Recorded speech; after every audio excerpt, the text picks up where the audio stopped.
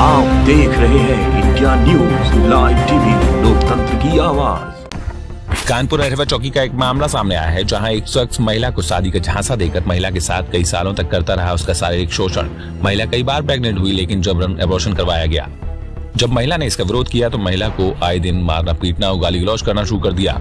बीते दिन अहिरवा चौकी के पास महिला जब अपने पति आशीष कुमार से मिलने पहुंची तो आशीष कुमार के साथ कई लोगों ने उसके साथ मारपीट की और गाली गलौज कर महिला के बाल पकड़ के रोड पर बुरी तरीके से परिवार के कई सदस्यों, आशीष के चाचा चंद्रिका, उनका बेटा अश्वनी कुमार और घर की महिलाओं ने मिलकर बुरी तरह पीटा। जब महिला ने थाने में इसकी शिकायत लेकर पहुंची और तहरीर दी तो पुलिस की मिलीभगत से मामूली धाराओं में एनसीआर लिखकर मामले को रफा-दफा कर दिया गया और मुलजिम को थाने से रिहा कर दिया गया।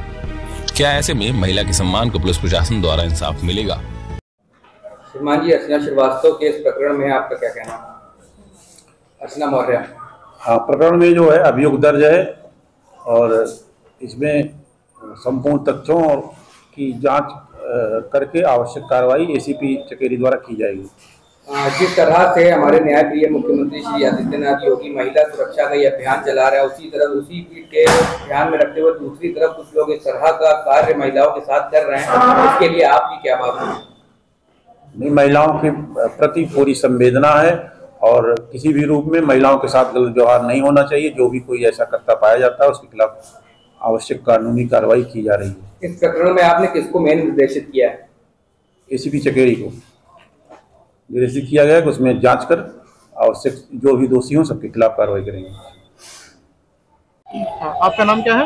मेरा नाम अर्चना मौर्य है। हाँ, अभी आपका मामला उठा था और कमिश्नर ऑफिस पे अभी आप आई हैं, क्या मामला था पूरा? सर, 2006 में एक आशीष कुमार मुझे पसंद करते थे। छोटे होने की वजह से मेरे परिवार वालों ने मेरी शादी दूसरी जगह कर दिया था, बट वहाँ से डिवोर्स हो गया था। तो इन्होंने मुझसे मतलब शादी कर ली थी 1 अगस्त 2018 में। अच्छा, फिर नहीं कहा जा रहा है कि शादी नहीं हुई थी, तो शादी कहाँ हुई थी? सर, सिद्धनाथ घाट में हुई थी। अच्छा, तो मतलब प्राइवेट में हुई थी? हाँ, इन्होंने ये बोला था कि मेरी बहन की शादी होने के बाद मतलब मैं तुम्हें सामाजिक तौर पे अपने साथ रखूंगा। ओके, तो अच्छा, उसके बाद फिर क्या हुआ? पापा खत्म हो गए थे, तो फिर मतलब उसके बाद इन्होंने मतलब मुझसे सामाजिक तौर पे ना शादी करके दूसरी लड़की से इन्होंने चुपके से कोर्ट मैरिज कर लिया था। बताया जा रहा है उसकी जॉब भी लगी हुई है एयरफोर्स में। सर, वो एयरफोर्स में है। उन्होंने इसी आश्वासन में मेरे परिवार वालों को विश्वास दिलाया कि नहीं, मैं नौकरी करता हूं और मैं इसे बहुत प्रेम करता हूं, तो मतलब किसी तरह से आप मतलब इसकी शादी कहीं और ना करिएगा, बस इंतजार करिए, मेरी बहन की शादी हो जाए, मैं इसको अपने साथ ही रखूंगा। और हाँ, जब आपकी पहली शादी हुई थी जो आप 2018 में बता रही हैं सिद्धनाथ घाट वगैरह, तो उस समय उसकी जॉब लगी थी या नहीं लगी थी? सर, इनकी 2014 में जॉब लगी थी, बट मेरी शादी 2018 में हुई। अच्छा, आपका रिलेशनशिप ये कब से चल रहा है? सर, 2018 में शादी होने के बाद हम पति पत्नी की तरह एक दूसरे के साथ रहने लगे और कई बार मैं प्रेग्नेंट हुई और इनको कई बार बोला, बट इन्होंने मुझे मानसिक तनाव दे के मतलब मेरा बच्चा गिरावाया और मैंने इनको कई बार बोला, तो इन्होंने एयरफोर्स में एंट्री ना करवा कर इन्होंने काशीराम हॉस्पिटल में ही जाके पहले दवाई खिला दी, फिर वीकनेस आने की वजह से काशीराम में वाइफ ऑफ आशीष कुमार लिखवा के वहाँ से दवाई करवा के और बाहर से केमिस्ट की दुकान से लेके मेरा इलाज करवाते रहे। काशीराम के कुछ डॉक्यूमेंट्स पेपर्स वगैरह होंगे आपके? हाँ, मेरे पास काशीराम के कुछ पेपर्स हैं जो 2-3 बार दिखाए हुए। जो शादी हुई थी आपकी 2018 में, उससे कुछ प्रूफ होगा आपके पास? सर, कुछ थे भी, लेकिन इन्होंने कुछ डिस्ट्रॉय कर दिए हैं और मेरे पास जो बच्चे कुछ थोड़े बहुत हैं, बस वही मैं आपके सामने समक्ष कर सकती हूँ। ठीक है, अब इसके बाद जो कुछ हाल ही का मामला था उसमें क्या था? सर, मैंने इनकी FIR वगैरह कर रही थी, इसका मेरा मीडिएशन का हाई कोर्ट में चल भी रहा है मामला।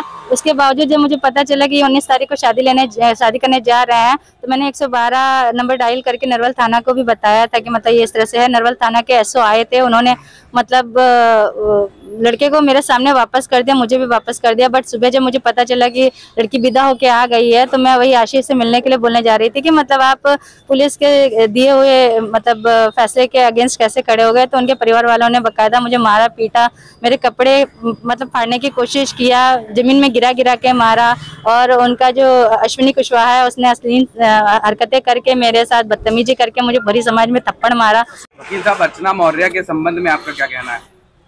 देखिए, ये पीड़िता हैं और काफ़ी इन्होंने थाना चकेरी में इन्होंने प्रार्थना पत्र दिया। इसके बाद मेरे पास में जब ये आई, मैंने इनके सारे साक्ष्य देखे और मैंने वो चीज़ इन्होंने बताई कि ऐसा है कि इस तरीके से मेरे को इन्होंने शादी का झांसा देके और शादी करी, उसके बाद जो है हमको प्रेग्नेंट भी कर दिया और उसके बाद कई बार अबॉर्शन किया।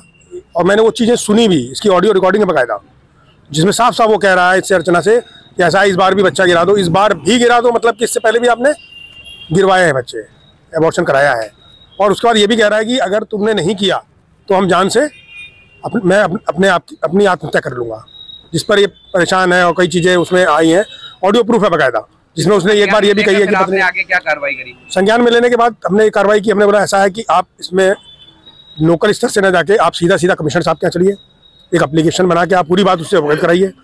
20 तारीख को इनके साथ में मारपीट हुई, क्योंकि जब इनको सूचना हुई कि इनके पति ने दूसरी शादी कर ली है, तो कोई भी महिला होगी, बट नेचुरल सी बात है कि वो जाएगी, अपने हक की लड़ाई की लड़ेगी।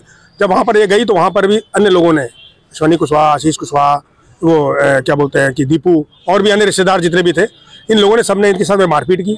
और इनके साथ में इतनी हद तक गए कि इनके कपड़े तक भी फाड़ने की कोशिश की गई।